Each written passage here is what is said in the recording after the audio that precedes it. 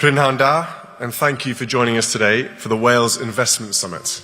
Je me souviens du moment où la rumeur a commencé à se répandre non pas comme un simple ragot, mais comme quelque chose de lourd. Ce n'était pas un titre à sensation, ni une déclaration officielle, mais un changement notable de ton, de silence, de timing. Au sein du système judiciaire, les rumeurs sont rarement de 20 mots. Elles se propagent lentement avec prudence, mais lorsqu'elles persistent, c'est qu'elles sont alimentées par quelque chose de déjà en marche. En l'occurrence, il s'agissait d'un seul mot que tous semblaient éviter et pourtant palpable partout succession. Ce qui m'a immédiatement frappé, c'est la soudaineté avec laquelle tout s'est mis en place. L'absence remarquée du roi lors d'événements habituellement inaccessibles.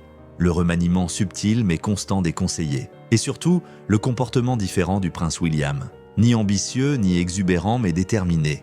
Comme s'il savait que le temps des préparatifs était révolu et que celui de l'action approchait. Je me suis demandé s'il s'agissait du début d'une transition inévitable ou plutôt d'une tentative pour prévenir le chaos avant même qu'il ne se manifeste. Au sein de tels systèmes, le silence est rarement vide. Il est empreint de délibération, de calcul, de crainte. J'ai vu comment les cercles de la cour se repositionnaient, comment des personnes restées au même poste pendant des années se sont soudainement déplacées vers l'avant ou sur le côté. Cela n'arrive que lorsque le pouvoir vacille. La rumeur selon laquelle le roi se préparait à se retirer volontairement ou non a soufflé comme un vent froid dans les couloirs de marbre habitués à l'inertie. Et avec ce vent est venue l'incertitude.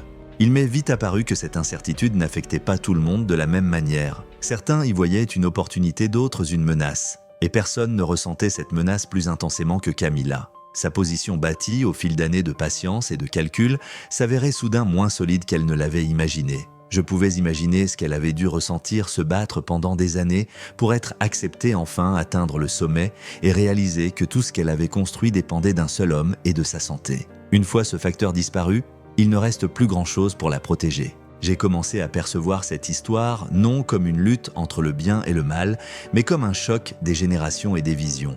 Guillaume incarnait pour moi une nouveauté, une monarchie qui comprend que la survie dans le monde moderne exige des réformes. Moins de faste, plus de moralité, moins d'intérêts familiaux, plus de responsabilités publiques. Cela paraît noble, mais cela implique aussi de démanteler les anciennes structures de pouvoir. Et celui qui les domine est le premier à en ressentir les effets. Ce qui a rendu la situation si explosive, c'est que personne ne parlait ouvertement. Tout se passait en catimini. Pas de confrontation, pas d'ultimatum, seulement des signaux. Et les signaux sont dangereux car chacun les interprète différemment. Pour William, c'était sans doute un appel à la responsabilité. Pour Camilla, c'était un avertissement.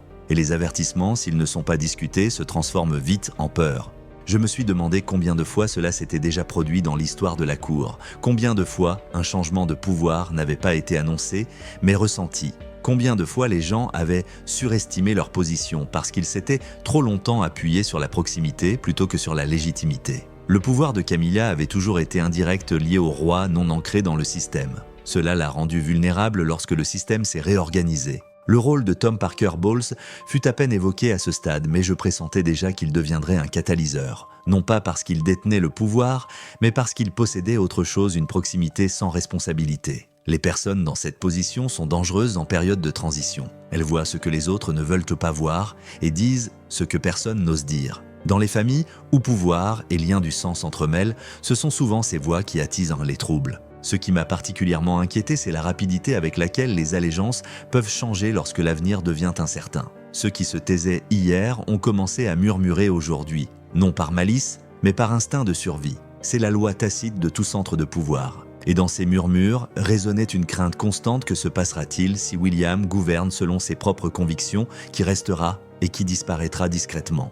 J'ai constaté que le nom de Camilla était de moins en moins mentionné dans les conversations sur l'avenir. Pas explicitement, mais par son absence. Et rien n'étouffe plus l'influence que l'oubli. Pour quelqu'un qui a lutté toute sa vie pour rester visible, cela a dû ressembler à une disparition inexorable. J'ai commencé à comprendre comment la panique peut se dissimuler sous un masque de rationalité, comment la peur peut se faire passer pour une nécessité. Dans cette première phase, rien d'irréversible ne s'était encore produit. Pas de crime, pas d'effraction. Mais la tension était palpable comme un fil tendu à l'extrême. Il ne manquait qu'une étincelle, et je savais presque instinctivement que cette étincelle ne viendrait pas de William. Il agissait avec trop de contrôle, trop de calcul. L'étincelle viendrait de quelqu'un qui avait plus à perdre qu'à gagner. Quelqu'un pour qui l'avenir ressemblait à un abîme. Tandis que j'assistais à ces événements, une question me taraudait: lorsque le pouvoir bascule sans un mot, qui panique en premier? La réponse à cette question, allait déterminer la tournure que prendrait cette histoire. À mesure que le rôle de William se précisait, je comprenais qu'il avait depuis longtemps cessé de réagir aux événements et qu'il s'efforçait de les anticiper. Ce qui, aux yeux des autres, pouvait passer pour du calme ou de la distance me semblait pour moi une discipline délibérée.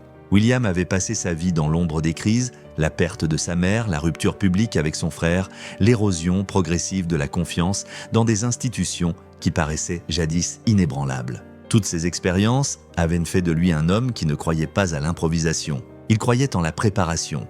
J'ai vu comment il n'imposait pas sa vision à grand renfort de bruit, mais la façonnait par petites étapes maîtrisées. Des conversations avec des conseillers qui n'étaient pas prévus à l'ordre du jour, des visites de travail sans caméra, des audits internes en apparence technique, mais qui en réalité traçaient des lignes de démarcation morale. L'image qui s'est dégagée pour moi était celle d'un homme qui comprenait que la monarchie au XXIe siècle ne peut survivre uniquement grâce à la tradition. Elle devait prouver qu'elle pouvait se corriger même lorsque cela était douloureux.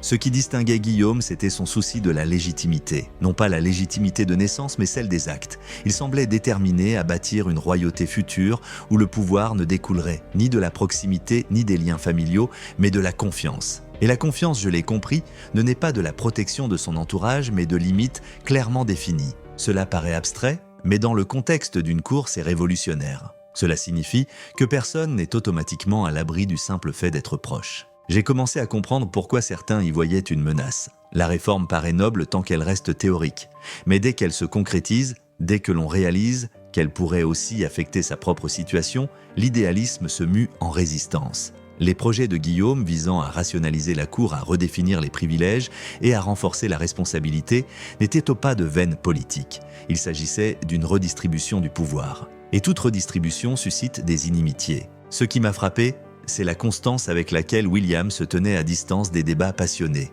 Il parlait rarement du passé, rarement de ses sacrifices personnels. Tout était envisagé sous l'angle de l'avenir. Cela lui conférait une force morale mais le rendait aussi inflexible. Je me suis demandé s'il était conscient de la froideur que cela pouvait parfois paraître. Ou peut-être le savait-il parfaitement et l'acceptait-il comme un prix inévitable. A l'inverse, j'ai constaté que la position de Camilla devenait de plus en plus précaire. Là où Guillaume s'appuyait sur les structures et l'avenir, elle s'appuyait sur les relations et le passé. Son influence s'était accrue grâce à sa proximité avec le roi, à sa patience et à sa capacité à survivre dans un climat public hostile. Mais ce type de pouvoir s'évapore lorsque les systèmes changent.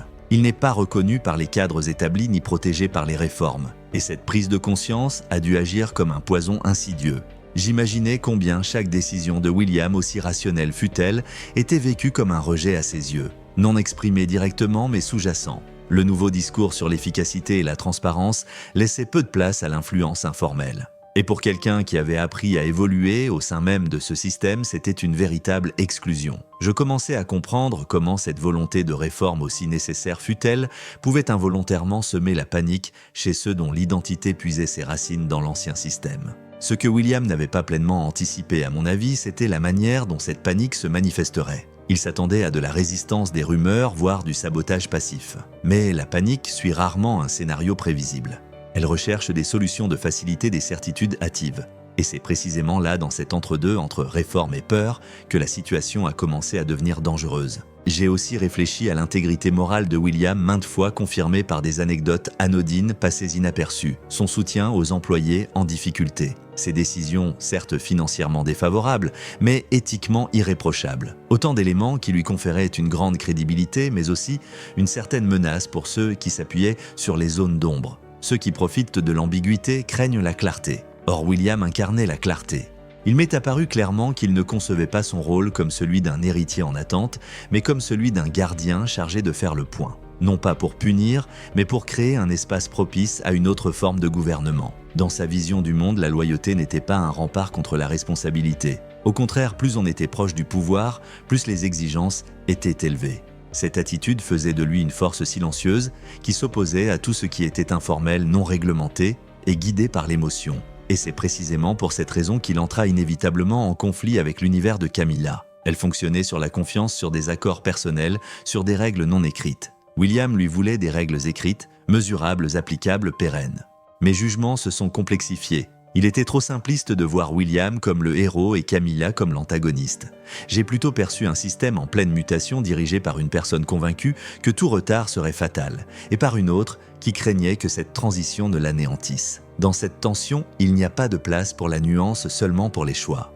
Alors que je terminais ce chapitre, une question me paraissait de plus en plus pressante: si la réforme était nécessaire à la survie qui accueillera les personnes qu'elle anéantira. La réponse à cette question déterminerait si cette nouvelle monarchie deviendrait non seulement plus forte, mais aussi plus humaine. Tandis que William poursuivait ses réformes avec une constance croissante, je percevais plus clairement les transformations intérieures de Camilla. Non pas brutalement, mais progressivement, comme une pièce dont la lumière s'éteint peu à peu. Pour quelqu'un qui avait bâti sa position sur la persévérance et la proximité, la perspective de l'insignifiance devait être insupportable. Le pouvoir désormais invisible se mue en insécurité. Et l'insécurité trop longtemps ignorée trouve des exutoires en apparence rationnels mais dangereux. J'ai constaté que mon analyse passait de la structure à l'émotion. Non pas que l'émotion ait pris le pas sur le récit, mais parce qu'elle était devenue le moteur des choix. L'influence de Camilla avait toujours été indirecte: conversation, confiance, timing. Ce type d'influence échappe à toute analyse schématique et disparaît dès que la transparence devient la norme. Dans un système qui exige soudainement mesurabilité et vérifiabilité, les réseaux informels deviennent vulnérables. Ce que William considérait comme un progrès était vécu comme une négation par Camilla. C'est dans des moments comme celui-ci que l'on réévalue son passé. Tout ce qui semblait mérité est soudain menacé. Je l'imagine repensant à des années de rejet public, à des sacrifices jamais pleinement reconnus, à un rôle qui n'a été officialisé que tardivement. L'idée que tout cela puisse aboutir à une marginalisation silencieuse a dû la paralyser.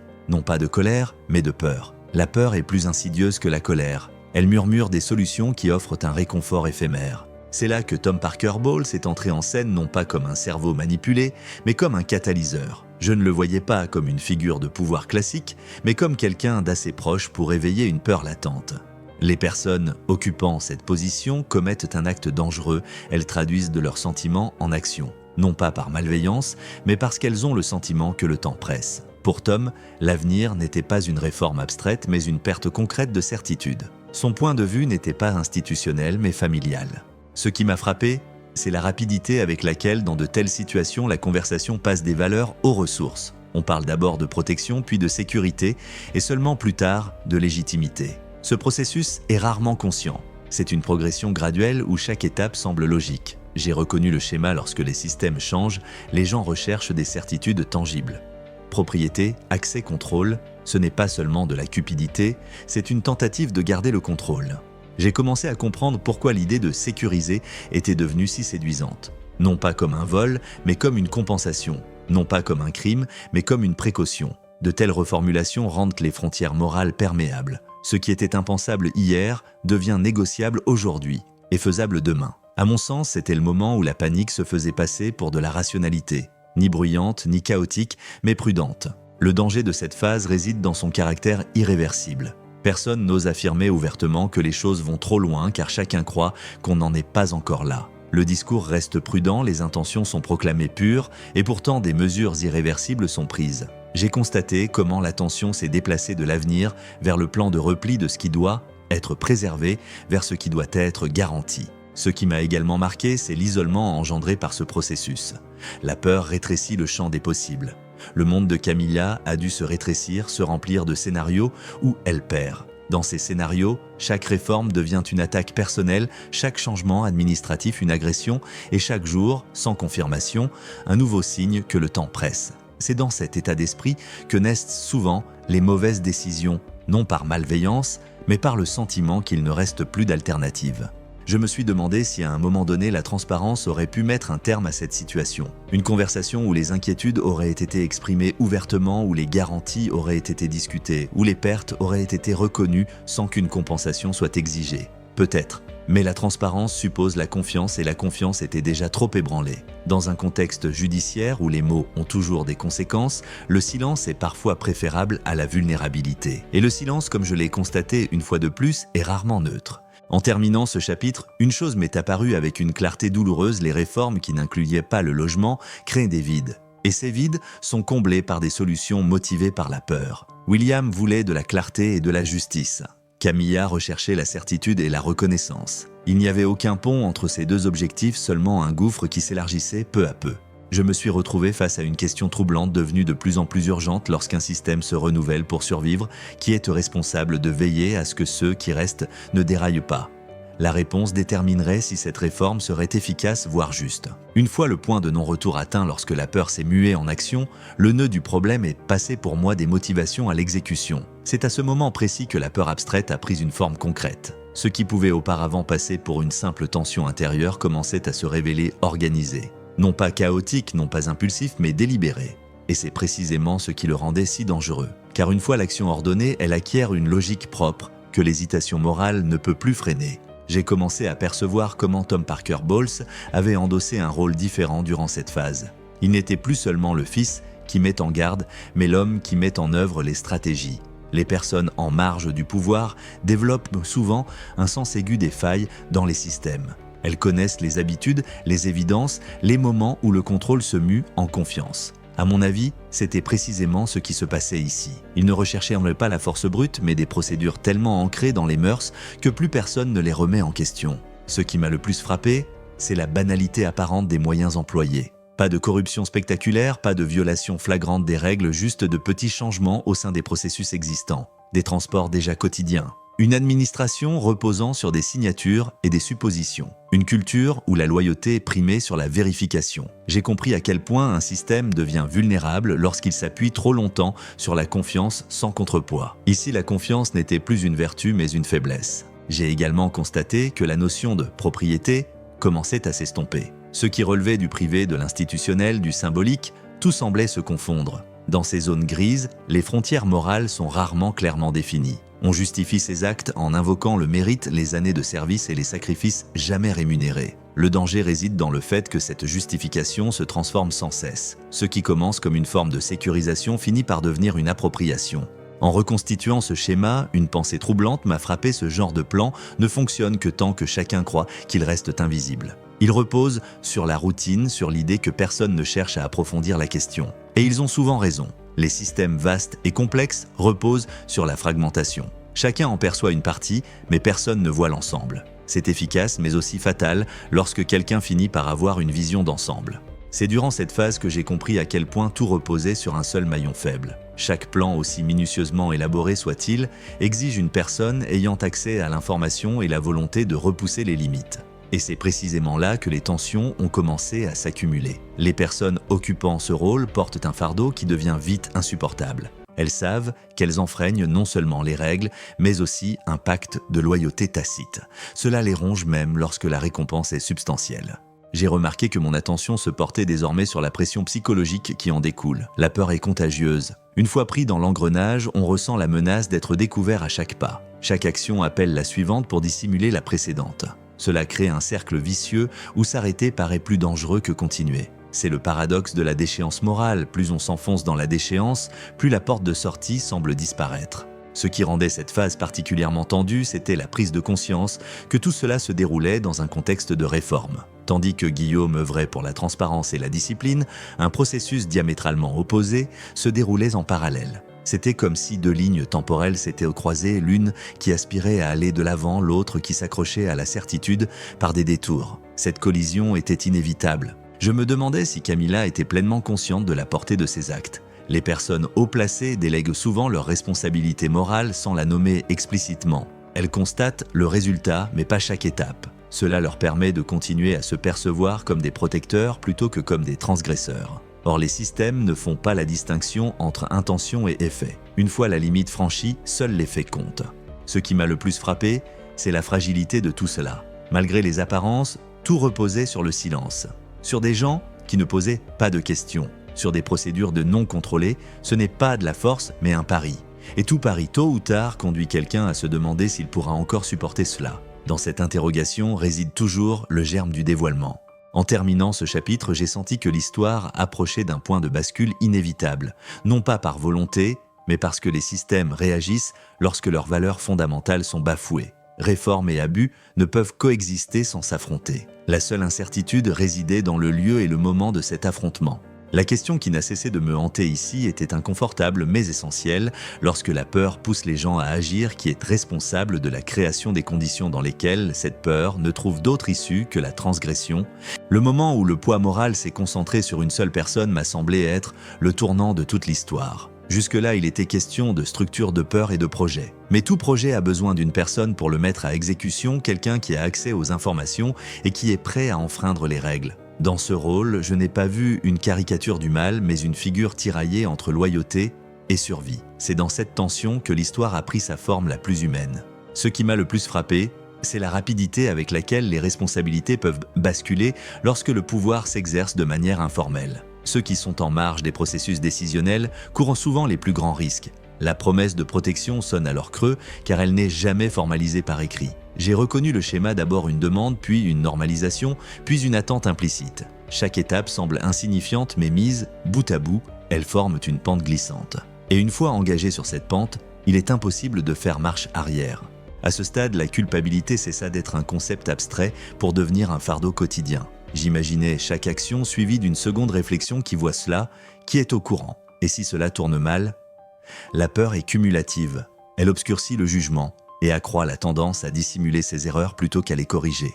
C'est souvent à ce moment que se produit l'éveil moral, paradoxalement, non par courage, mais par épuisement. Ce qui a rendu cette prise de conscience si particulière, c'est la confrontation avec une autre boussole morale. Non pas exprimée par des mots, mais à travers les souvenirs. De petits gestes de bonté, jamais verbalisés mais accomplis. De tels souvenirs marquent plus profondément qu'une menace. Ils obligent à se comparer à l'idéal qu'on aspirait à atteindre, et cette comparaison peut devenir insupportable lorsque l'écart est trop grand. J'ai constaté que mon analyse s'orientait vers la question de savoir pourquoi dans un tel moment on choisit la vérité malgré les risques. La réponse réside rarement dans l'héroïsme. Elle réside plutôt dans la prise de conscience qu'il n'est plus possible de continuer sans se perdre. Lorsque la honte l'emporte sur la peur, un autre choix devient possible. Non pas parce qu'il est sans danger, mais parce que c'est le seul qui reste. Ce choix exige une réponse. On ne peut pas dire la vérité en l'air. Il faut trouver quelqu'un qui sache écouter sans détruire, quelqu'un qui ait de l'autorité mais aussi de la retenue. À mon sens, c'était là l'évaluation cruciale, la confiance que le pouvoir implique aussi la responsabilité. Que toute révélation ne doit pas forcément être une explosion. Parfois, il peut s'agir d'une opération discrète et prudente visant la réparation plutôt que le spectacle. Ce qui m'a frappé, c'est le contraste entre les attentes du public et la réalité interne. Publiquement, on réclame transparence, ouverture immédiate. En interne, la stabilité exige parfois le contraire, une action maîtrisée, une protection, une gestion du temps. Cette tension est difficile à expliquer mais essentielle pour comprendre certains choix. Là où le public réclame de la lumière, le système opte parfois pour l'opacité afin d'éviter d'autres dégâts. J'ai constaté que la décision de parler n'a pas engendré le chaos, mais l'ordre. Non pas parce que tout a été pardonné, mais parce que des mesures ont été prises. Des limites ont été fixées. Les rôles ont été redéfinis. C'est à ce moment précis que la morale et le pouvoir se rejoignent. Non pas sous la seule forme de punition, mais sous celle des conséquences. Quiconque assume ses responsabilités reconnaît sa culpabilité et prend en compte le contexte. C'est là la différence entre vengeance et justice. Ce qui m'a également frappé, c'est la rapidité avec laquelle le récit bascule une fois la vérité révélée. Plus de rumeurs, plus de menaces abstraites, mais un être humain qui affirme ceci s'est produit et j'y étais. Cela prive chacun du luxe du déni. Cela impose des choix qu'on ne peut plus reporter. Et le report, c'est précisément ce que ce système connaissait depuis trop longtemps. C'est durant cette période que j'ai compris que la réforme sans application concrète est une illusion. Les règles ne valent rien sans la volonté de les appliquer même lorsque c'est difficile. Il est facile de proclamer des principes.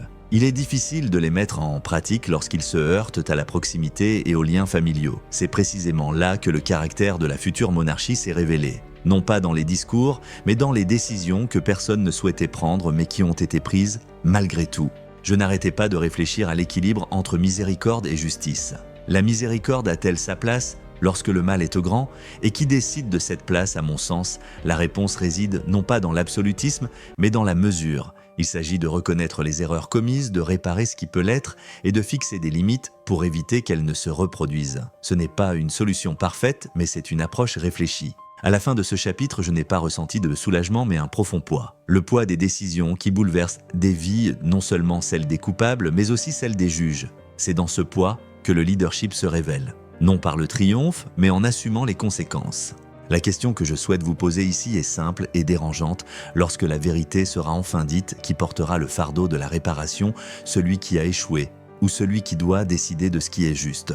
Alors que le dénouement devenait inévitable, j'ai senti que l'histoire atteignait son point culminant le plus difficile. Il ne s'agissait plus de projets de crainte ou d'erreurs individuelles, mais de jugement. De ce que fait une institution face à des preuves trop accablantes pour être ignorées et trop douloureuses pour être abordées ouvertement. Dans de tels moments, toute illusion rassurante s'évanouit. Reste la question de savoir qui est prêt à assumer la responsabilité d'une décision qui ne laisse personne indemne. Je me suis surprise à me concentrer sur la différence entre punition et protection. Dans l'imaginaire collectif, les deux sont souvent synonymes, il faut bien que quelqu'un tombe pour sauver le système. Mais en interne, c'est plus complexe. Protéger une institution ne signifie pas seulement limiter les dégâts, mais aussi déterminer quelles valeurs doivent être préservées. Il s'agit de fixer des limites, non d'humilier, et c'est précisément cette distinction qui rend la phase finale de cette histoire si intense. Il m'est apparu clairement que le fardeau le plus lourd ne pesait pas sur la personne exposée, mais sur celle qui devait décider. Juger un proche exige un courage différent de celui nécessaire pour juger un inconnu. Les liens familiaux ne rendent pas la justice impossible, mais ils la rendent terriblement difficile. Chaque décision a alors un double impact, à la fois extérieur comme un signal et intérieur comme une perte. J'avais peine à imaginer ce que l'on ressent face à une telle décision lorsque chaque option engendre des dommages irréversibles. Ce qui m'a le plus frappé, c'est le choix du silence plutôt que du spectacle. À une époque où l'indignation publique est souvent instrumentalisée comme un rituel purificateur, la retenue a été privilégiée ici. Non pas par déni de la vérité, mais parce qu'il était entendu que la proclamer ouvertement ferait plus de mal que de bien. Ce choix sera toujours critiqué. La transparence est un idéal bruyant. Mais j'ai commencé à comprendre que la transparence hors contexte peut aussi être cruelle. Les conséquences qui s'ensuivirent furent brutales mais justifiées. Non pas par vengeance, mais par la nécessité d'une séparation. Une séparation entre la personne et la fonction, entre la proximité et le pouvoir. C'est peut-être la leçon la plus difficile à tirer. Pour tout système héréditaire, nul ne doit être inextricablement lié à l'institution elle-même. Dès lors, chaque erreur devient existentielle. En coupant ce nœud, un précédent fut établi dont la portée dépasse largement ce cas particulier. Je n'arrêtais pas de penser au prix de ce choix. Non seulement pour la personne qui avait tout perdu, mais aussi pour l'institution elle-même. Chaque intervention laisse des traces. La confiance est rétablie, mais la chaleur humaine disparaît. On sacrifie l'humanité pour préserver la crédibilité. Il ne s'agit pas de cynisme, mais d'un équilibre tragique qui contraint souvent les systèmes de pouvoir à faire des choix que les individus ne feraient de jamais volontairement. Cela a marqué un tournant décisif pour l'avenir de la monarchie. Non pas que tous les problèmes soient résolus, mais parce qu'une limite est désormais clairement définie. Une limite qui affirme que la réforme n'est pas un vain mot, mais une réalité. Et les réalités ont des conséquences. Ce système s'en trouve renforcé, mais aussi rendu plus vulnérable aux critiques morales. Car ceux qui se montrent stricts envers autrui sont également jugés plus sévèrement. Je me demandais comment cette nouvelle phase serait perçue. Comme une purge nécessaire ou comme une froide démonstration de force. L'histoire tranche rarement de façon univoque. Souvent, le jugement dépend de la suite des événements. Cet acte sera-t-il suivi d'une véritable réforme, d'une plus grande transparence et d'une plus grande responsabilité?